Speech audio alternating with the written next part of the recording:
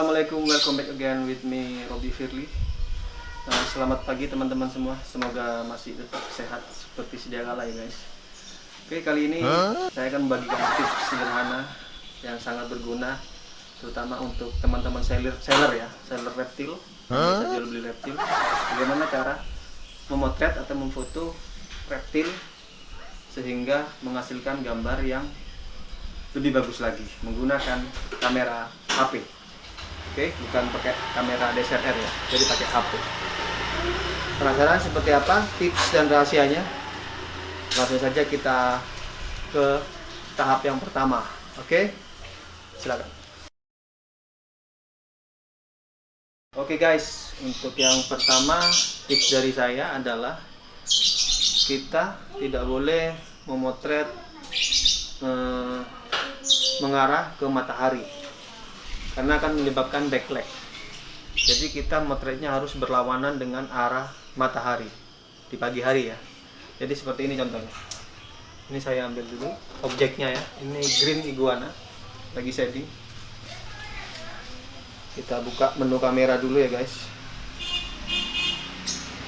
Kamera, oke.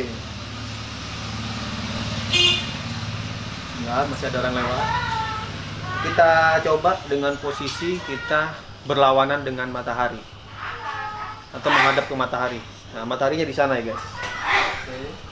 Kita coba ya, motret seperti ini. Ini motret. Oke.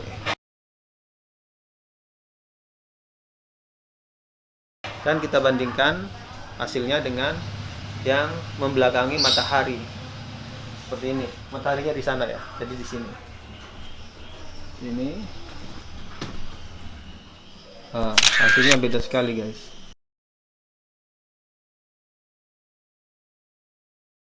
Warnanya lebih keluar untuk yang di sini. Kalau yang di sana cenderung lebih gelap karena backlight.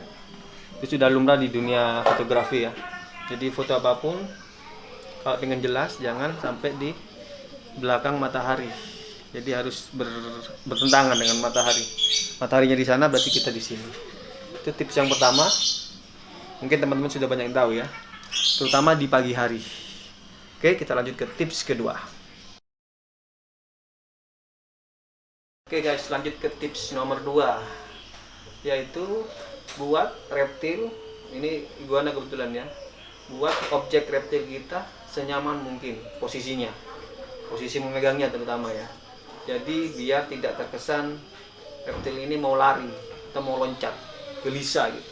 Jadi sebelum kita foto, kita nyamanin dulu posisinya di tangan kita atau di mana lah yang mau difoto. Seperti ini.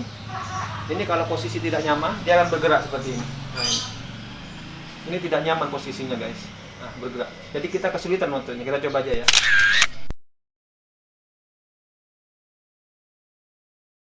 Nah, ini bergerak terus ya. Jadi kita buat dulu senyaman mungkin. Jadi kita biarin dia bergerak, jangan ditekan. Nah, sampai nyaman seperti ini. Nah, dia sudah diam, baru kita potret seperti ini. Jadi lebih natural, nggak ada paksaan untuk hewannya. Jadi lebih kelihatan jinak lah, tenang gitu. Itu tips kedua dari saya. Jadi usahakan reptilnya tenang, jangan dipaksakan untuk diem. Gak apa-apa kita agak lama, tenangin reptilnya sampai dia posisinya bagus di tangan kita. Itu tips nomor 2. Lanjut ke tips nomor 3 ya guys. Oke, tips nomor 3 sebenarnya ini bukan tips sih, hanya sekedar info. Kenapa di foto saya ini objeknya harus ditaruh di tangan? Karena tujuan dari pemotretan yang saya bahas di video ini adalah untuk market, untuk penjualan, untuk jual beli reptil, untuk pet shop lah. Jadi kenapa perlu tangan untuk ditaruh reptil kadal ini, reptil atau iguana ini? Karena untuk pembanding. Jadi calon buyer atau calon pembeli, buyer, dia bisa tahu gedenya seperti apa hewannya kalau ditaruh di tangan. Jadi kalau di tangan gini udah kelihatan ini gedenya seperti apa. Nah, jadi calon pembeli bisa tahu, oh perkiraan nanti sampainya barangnya seperti ini gedenya gitu. Beda dengan kalau kita taruh di tempat biasa seperti ini, kita foto.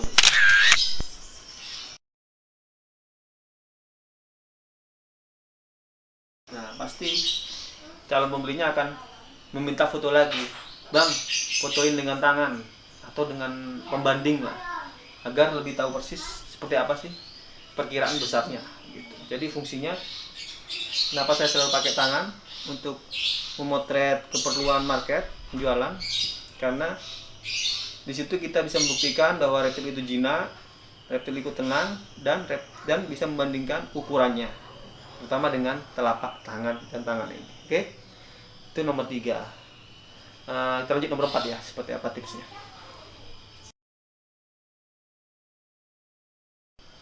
Oke guys, tips nomor 4 ini merupakan lanjutan ya, atau hampir sama dengan tips nomor 2, yaitu buat reptil senyaman mungkin dan jangan sampai tangan kita mengindikasi adanya paksaan. Saya pernah juga menemui, terutama untuk reptil yang belum jinak ya, atau reptil tangkapan liar, jadi dipaksa difoto di tangan dengan cara memegang kepalanya seperti ini, kayak gini, terus memegang pangkal ekor, pokoknya dia memaksa lah intinya agar si hewan diem, padahal aslinya nggak diem. Itu biasanya terjadi di hewan-hewan yang tangkapan liar, WC. Jadi cara megangnya aja udah kelihatan. Itu saya nggak mau kalau foto seperti itu. Berarti hewannya belum bisa diajak foto kalau menurut saya seperti itu. Jadi ada yang dipegang di leher, pedang di perut sampai erat seperti ini. Itu kesannya kurang natural ya. Jadi kesannya seperti dipaksa gitu. Jadi jangan sampai foto teman-teman terkesan seperti dipaksa, menekan atau mengunci reptil supaya tidak bergerak. Itu saya sangat tidak saranin. Kalau memang belum ready untuk difoto, ya biarin, cari dia posisi senyaman mungkin sampai dia benar-benar diem. Atau memang ya dijinakkan dulu kalau memang belum jinak, seperti itu. Itu lanjutan dari nomor 2 ya guys. Oke, kita lanjut ke nomor 5. Oke, ini tips nomor 5, mungkin juga sudah banyak yang tahu ya, atau sudah umum memang. Sebelum kita foto reptilnya seperti ini tadi sudah direndam. Jadi reptil paling bagus, terutama biawak, iguana, kadal-kadalan lah ya, ular juga termasuk, setelah dibasahi. Jadi kebanyakan teman-teman untuk memotret biasanya direndam dulu atau dimandiin. Ya minimal dibersihin lah kotoran-kotorannya, dan agak terlihat basah sedikit, bukan basah kuyup ya, beda ya. Jadi direndam dulu, habis direndam dibersihin, bukan langsung dari air langsung kita foto, itu kelihatan kalau masih basah. Jadi tips ini nomor 5 ya guys ya. Direndam dulu reptilnya, baru kita foto. Biasanya warnanya dia lebih kontras lah, karena terkena air. Itu tips yang nomor 5. Banyak itu teman-teman yang sudah mempraktekkan, terutama di jual beli reptil sama di lelangan ya. Biasanya biawak biasanya. Jadi direndam dulu, harus direndam, diangkat, foto. Jadi menghilangkan warna-warna yang agak pudar, karena kena air pasti kontrasnya lebih naik. Itu tips nomor 5. Oke guys.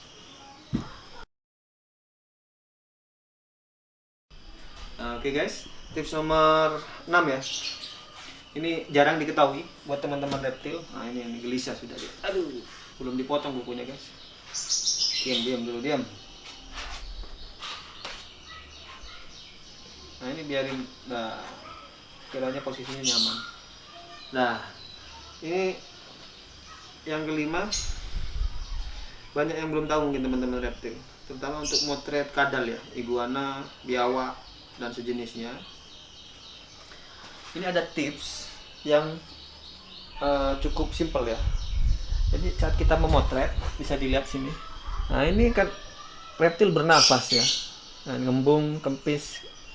Nah ini kembung, kempis. Nah ini kempis, mengembang, mengempis, bernafas. Jadi pas kita motret, terutama biawak sama iguana ya, paskan posisinya saat dia mengembang. Oke, kita foto ya. Nah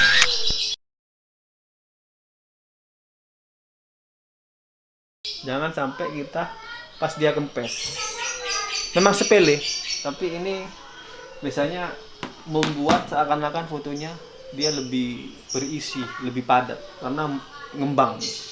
Beda kalau posisinya dia pas kempes, pas bernafas kempes itu, dia akan terlihat lebih kurus.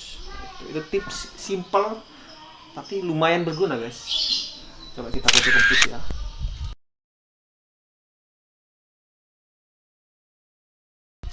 Nanti saya sertakan foto-fotonya. Jadi pernafasannya itu dilihat. Nah ini kembang kempisnya. Itu sangat berlaku buat reptil yang agak kurus, untuk mengakalinya. Ini trik curang. Oke, kita lanjut ke nomor 7 ya.